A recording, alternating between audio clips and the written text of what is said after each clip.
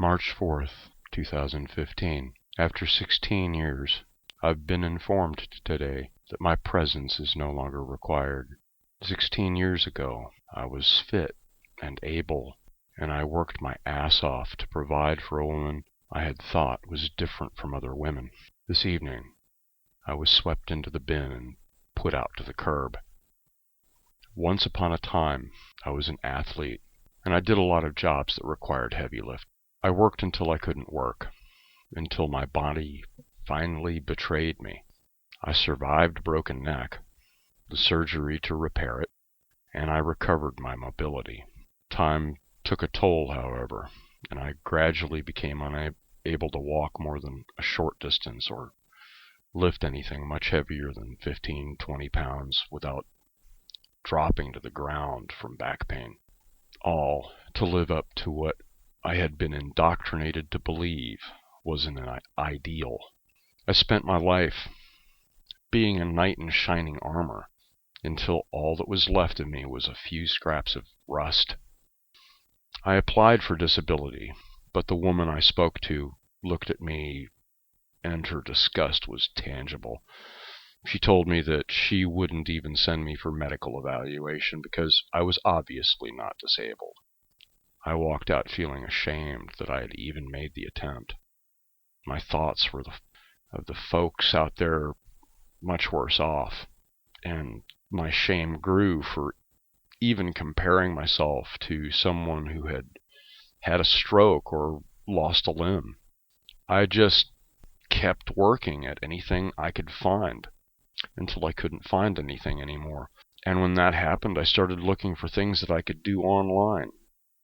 I peddled my services, selling freelance CAD/CAM paths, 3D mechanical modeling, photo rendering, and that became broken too when I found that I couldn't compete with shops in India selling the same services for 1/10 of what I could.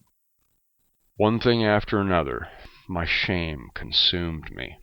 I tried to just keep hold of the last remaining resources I had, and gradually I lost those one at a time as well.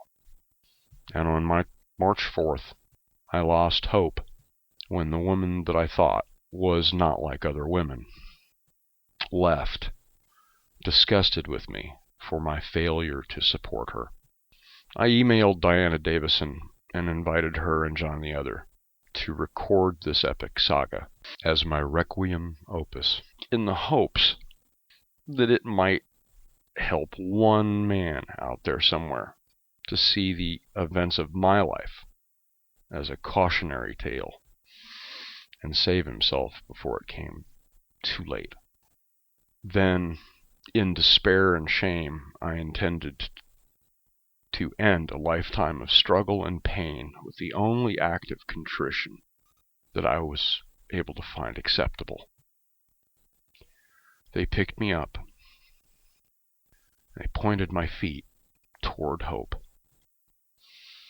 and helped me find reasons for surviving this. They also found someone local to me to help make this transition more survivable, and to share his experience in recovering. They also insisted that my story was for me to tell, and that I was just going to have to live to tell the story myself. This segment is an introduction to a series in which I will share my journey out of hell, where I will be exposing the evolution of my thoughts and experiences, the rediscovery of significant formative events in my childhood which made me into the man I was, and the deliberate efforts I will be attempting to overwrite those lines of base code. It is most important, however, that I make the last points I intended to make in this introduction, because there will be someone out there who needs to hear it now. First and most important, your shame is a lie. All it does is enslave you. Cast off your shame. Never allow it to consume you, and if you need help, never accept shame as a an excuse for not asking. The rhetoric flying around about men don't help other men is a deflection.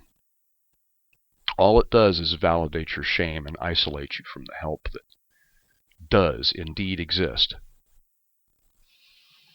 Men do help other men.